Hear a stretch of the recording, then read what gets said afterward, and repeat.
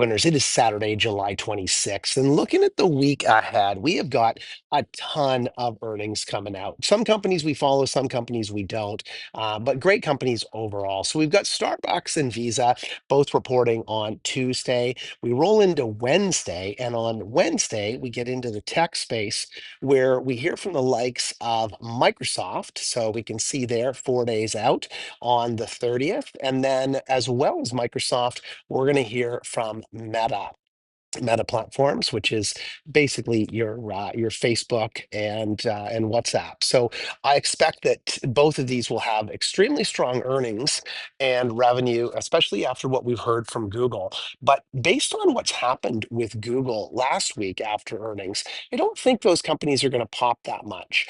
And then we get to Thursday, and Thursday we're going to hear from the likes of Apple and Amazon. And again, I think Apple's results are going to be poor, like Tesla's, not as poor, but I think they won't be as strong as maybe expected or analysts are hoping for. Certainly not enough to justify a bounce with Apple. And then with Amazon, I think we'll hear some pretty good news out of Amazon, particularly on the web services growth and AI adoption from customers.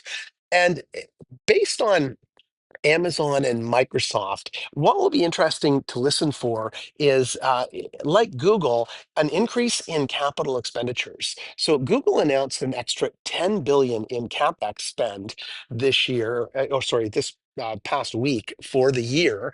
And if we hear an increase in capex spend from Amazon, maybe Apple as well, but certainly Microsoft and Amazon, then I would expect we're going to see NVIDIA take a bit of a lift upwards. And that could also increase the likes of others like Broadcom, potentially Texas Instruments, but much lesser so.